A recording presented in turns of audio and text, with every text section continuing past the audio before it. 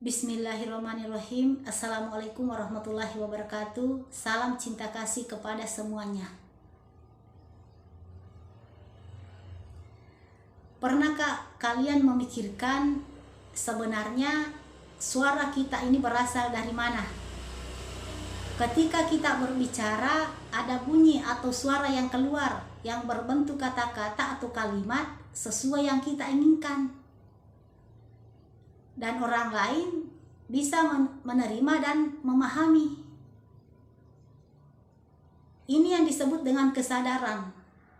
Ketika kita berbicara, ketika kita mengucapkan kata-kata sesuai yang kita inginkan, ini disebut dengan kesadaran. Dan ucapan kita mengeluarkan bunyi atau suara, ini disebut dengan energi. Orang lain bisa memahami dan mendengar juga karena energi kesadaran.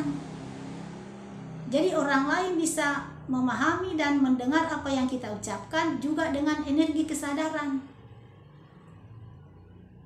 Jadi yang berfungsi menghubungkan antara satu manusia dengan manusia lainnya itu adalah energi kesadaran.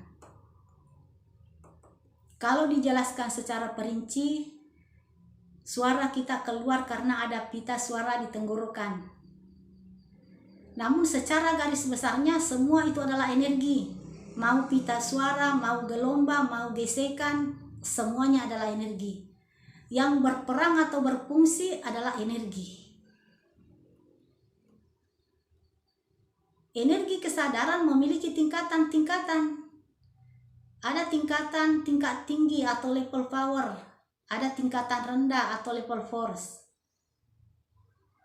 Semakin tinggi tingkat kesadaran seseorang, semakin bijak ia mengontrol ucapannya.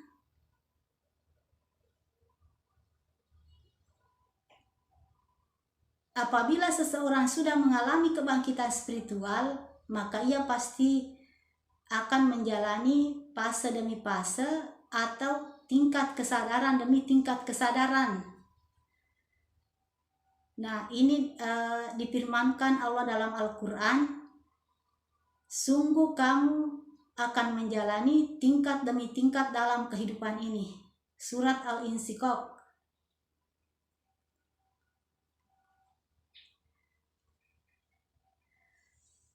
Ada tingkatan kesadaran tentang penerimaan diri sepenuhnya.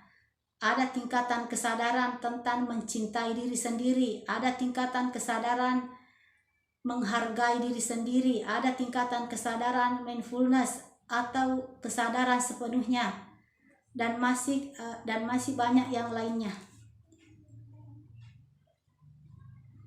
Semakin tinggi tingkat kesadaran seseorang, jangankan terhubung dengan sesama manusia, bahkan dia bisa terhubung dengan Tuhan dan alam gaib.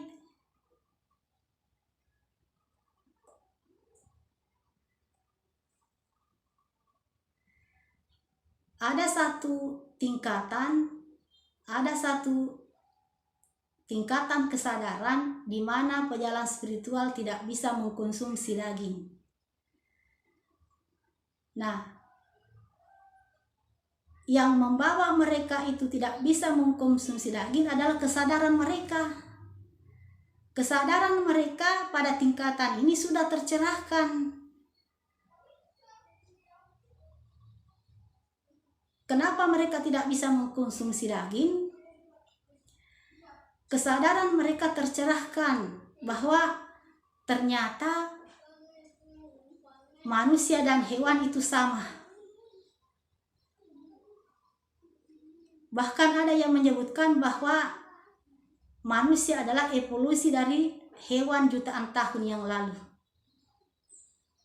Sistem otak manusia sama dengan sistem otak hewan. Cuma ada satu sistem otak yang membedakan antara manusia dengan hewan, yaitu sistem otak neokorteks.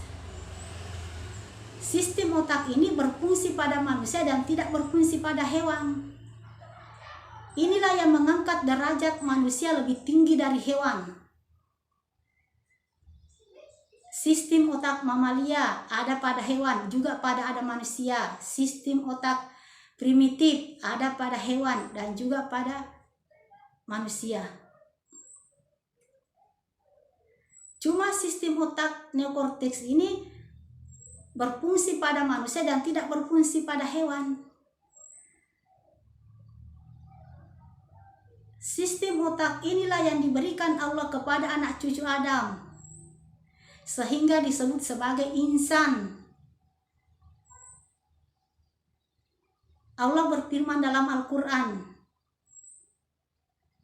Allah memuliakan anak keturunan Adam dari kebanyakan makhluk yang diciptakannya. Dengan sistem otak neokorteks inilah manusia bisa berpikir, memiliki kecerdasan, memiliki kesadaran, memiliki kebijaksanaan.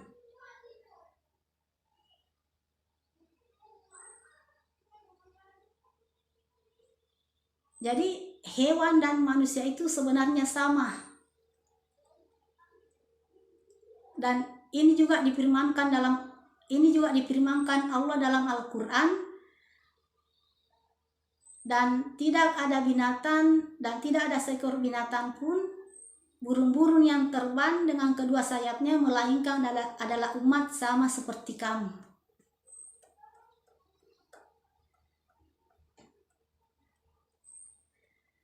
Pejalan spiritual yang sudah sampai di tingkatan ini bisa disebut kesadarannya itu sudah mencapai level power.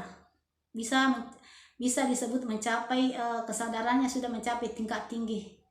Karena sudah mendapatkan pencerahan tentang alam semesta. Jangankan terhadap dirinya sendiri, bahkan terhadap alam semesta luas.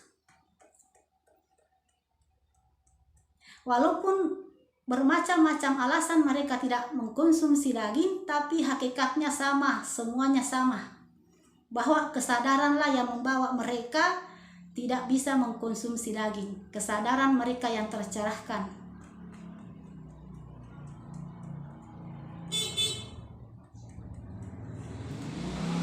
Ketika pejalan spiritual sudah sampai di tingkatan ini,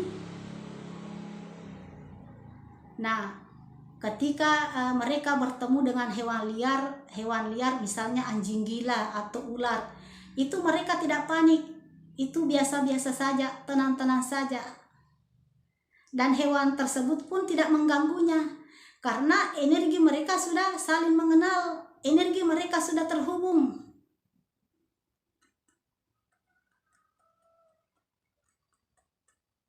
Jadi pejalan spiritual yang sudah sampai di tingkat ini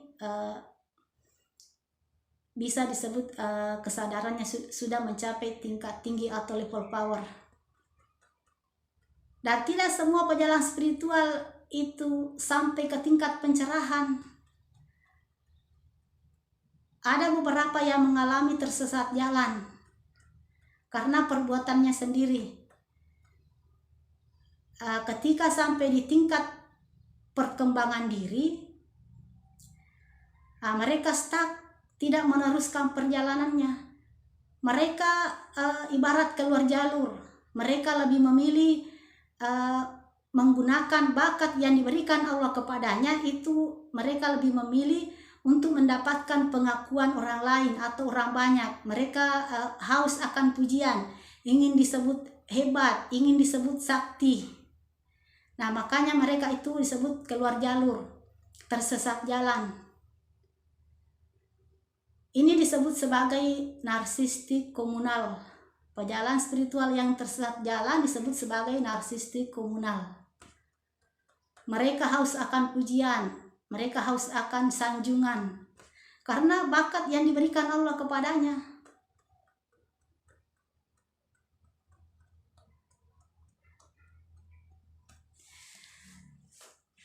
Saya Wardah Arida mengucapkan terima kasih. Jika ada kata-kata saya yang kurang berkenan, saya mohon maaf.